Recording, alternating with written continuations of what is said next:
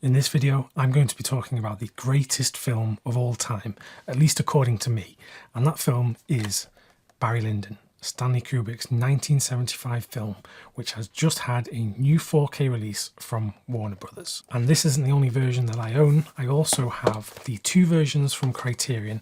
I have their older Blu-ray and I have their 4K, which came out a few months ago. So I'm going to talk about why this film is so important to me, and then look at which version is the one to go for, because you might be wondering yourself, should I get the Warner Brothers 4K, the Criterion, or just stick with my older Blu-ray? So perhaps you've not seen this film yet, and hopefully I can change your mind and get you to do so.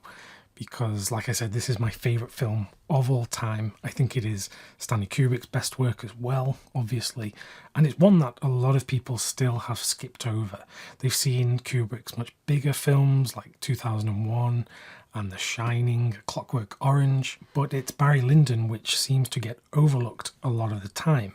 And that's because at first glance, it looks like a film that might bore a lot of people. You might not necessarily like historical period costume dramas, and if that's the case, let me just tell you, this is different to the rest. This is Stanley Kubrick at the helm, in full control, making a complete masterpiece. At the start of the story, we meet this young Irish lad, Redmond Barry, played by Ryan O'Neal, and he is from quite humble beginnings, and he is infatuated by his cousin, who has rejected him, and she has fallen in love with this English captain. So Barry challenges the English captain to a duel and kills him in the process, and he has to go on the run and start a new life for himself. And through the course of the 3-hour runtime, we see him in different war scenarios. We see him become a gambler, a swindler, and ultimately joining the high society, the upper class, and seeing how his character changes from those initial humble beginnings to where he is at the end of the film. Much has been said about the visual aesthetics of this movie. It has a very painterly look to it, literally looking like it is a composed painting of the period. Kubrick had such a fantastic eye for detail, so everything here is just very well composed and constructed. Famously, lots of the film was shot in low light scenarios using a lot of natural light from candles, so therefore they needed some very particular lens technology to pick up this image, and they adapted some lenses which were used by NASA to capture images of outer space. It also has an incredible soundtrack of music featuring classical pieces such as Handel's Saraband, which features throughout the film, and then there's mixing in Irish folk tunes and wartime music. So all of this together makes Barry Lyndon Kubrick's tribute to the arts, much like 2001: A Space Odyssey was his tribute to science. So why is this my favourite film of all time?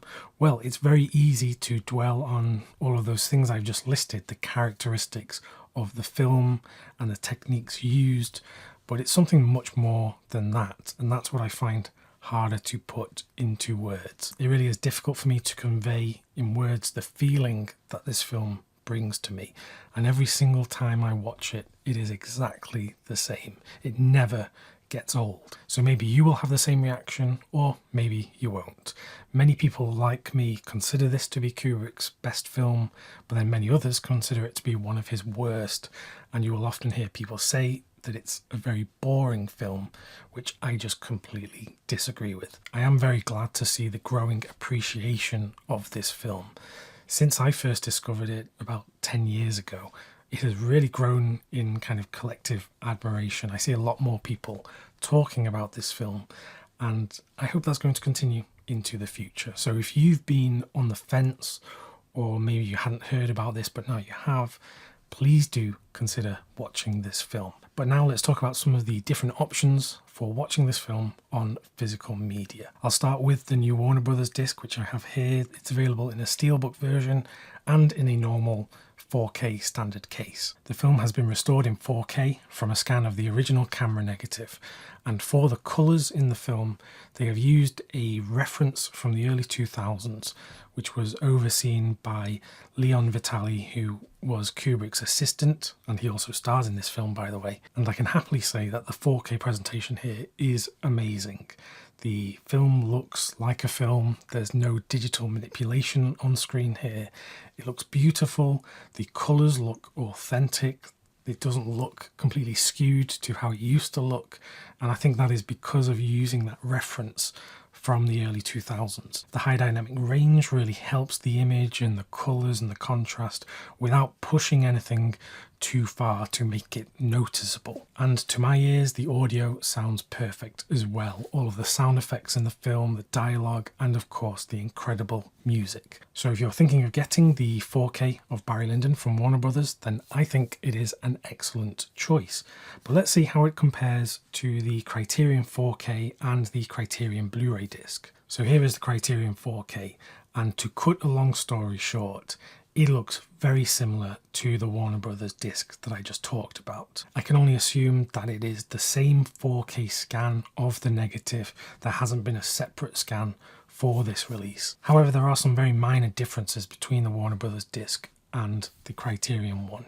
You could have a look at the two and see that there are very minor differences in the colour, and there's been a lot of discussion online about how the Criterion disc has a hair in the image. This is one of those gate hairs where when the film was being originally shot, a tiny hair got stuck inside the camera. Now this is very minor. It is not a deal breaker by any means. And other past versions of this film have had that hair in, although some have not. And the Warner Brothers disc, as far as my eyes were concerned, has had the hair digitally removed. And I can't tell you how crazy it really is, because some people have been having some very heated discussions about this hair online. Some people have been saying that the hair should stay in the film because it's how the film was originally shot. And if it was there in the original film, then that means Kubrick saw it and chose to keep it in there. So some people will say that it is not a purely authentic presentation of the film if that hair is removed. Whereas other people will say that it's better to have it removed because it is somewhat distracting if you notice it. And it is clearly an imperfection in the filmmaking. It was not a choice to have it in the film. So again, very minor stuff. It's just worth bringing up because that's most of the discussion that I have seen about the Criterion disc, and why some people will say, they'll say it's a bad disc when clearly it is not. So if you're picking either of the 4Ks, then I don't think you can go wrong in terms of the presentation of the film. And just to briefly talk about the older Criterion Blu-ray, this was also taken from a previous 4K restoration or scan of the negative. Before Criterion got into releasing 4Ks, this was definitely one of the best presentations of a film in their entire catalogue. And comparing this to the Warner Brothers 4K, honestly, there isn't a massive difference here. So if you're someone who is not keen on having the very best version of the film, then this is one that still looks excellent and you can't really go wrong. Now with the two Criterion versions, the special features are exactly the same. The packaging is actually different. As you can see, this is in a Scanovo plastic case.